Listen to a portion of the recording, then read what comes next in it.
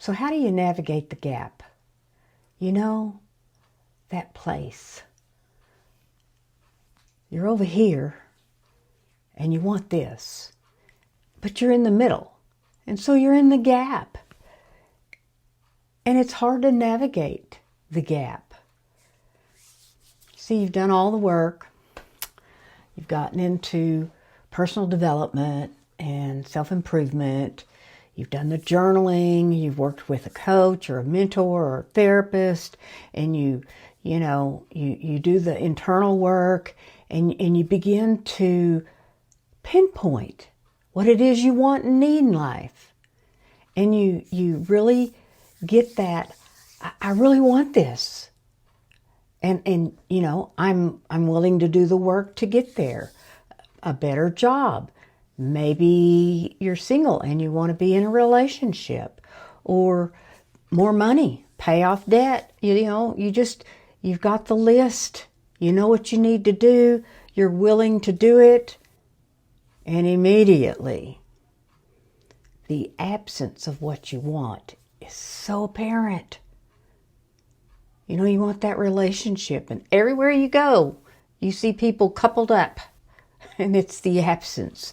Or you want a better job, and so you see on LinkedIn, your friend got the perfect job, or Facebook, and people are buying a new house, or, all of those things that you think you want, then you begin to see the absence of it. And so our negative bias kicks in.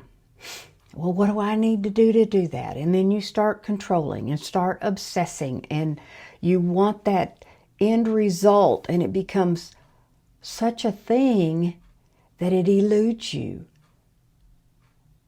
I don't know if you've ever had a dog like this, but I have. That you had to watch the door because if there was the least little bit of crack or whatever, they were out the door and off they went down the street. And the more you chased them, the further they went. And you could stand still, and here they would start coming. And the minute you tried to grab them, they were off again. That's what this is like. And you are in the gap. Here's what you want, but it's not there yet. And here's what you want. And there is this gap in the middle.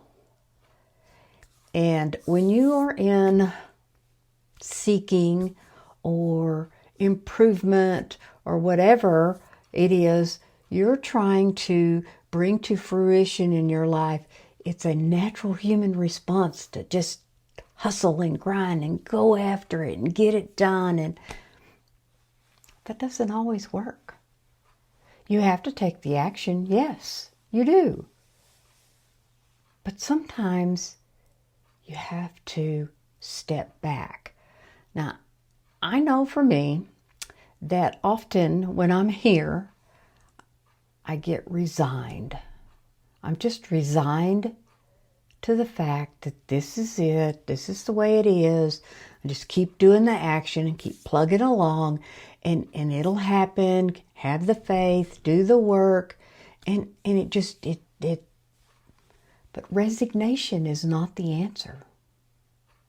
Acceptance is. When I let go of the outcome and I surrender, and almost to the point to where it's like, yeah, I don't know that I really want that. I don't know that I want to be in a relationship. I'm perfectly fine being single, and you just go on with your life and be happy and have joy and grateful for what you have. That's when it happens. The very thing happens. I had this happen after I graduated with my master's. And as some of y'all know, I did hair and I had a salon, and I worked doing that, and I put myself through college. And I am 54 years old, and I graduate from college, and I need to find a job. I had a social work license, and I've done some contract work on that, but I wanted a job where I could get, because you get your license and you're a licensed professional counselor intern, and you have to get 3,000 hours. Well, since I'd been self-employed all these years, I'd been on one interview. And so now here I am facing getting a job. And so I searched, I applied for a job at the psych hospital, and it was perfect. It was a perfect job for me. It was in chemical dependency, where I had a lot of experience doing contract social work, and it was 30 hours a week, which would have been great. I still could have done a little bit of hair, and I didn't get the job. I went on my second interview, and then there was 2 counseling positions at the university where I'd attended in their counseling department. I thought, that would be great. That's a state job. So I applied. And that interview process was quite the deal. And I applied, and I even got a second interview. And time passed, and I can remember it was a Friday, and I got the notification that I was not accepted to one of those positions. And I was just despondent. And it was like, okay, all right. And I accepted and surrendered that afternoon that I'd just do my master's level hair. It was just going to be okay. And I can remember that evening, I ran into a friend. I was out, ran into a friend, and he said, "Hey, didn't you get your counseling license?" And I said, "Yeah, just did." And he said, "Oh, over there where I work at the treatment center, we need a clinical director. And I'm going to tell our executive director that about you." I said, "Okay." And I just went on, because I thought, I'm just going to do master levels hair. I'd made a living with it for 40 years. What's the difference? The next day, the CEO called me. I had an interview on Monday, and I went to work on Wednesday at that place.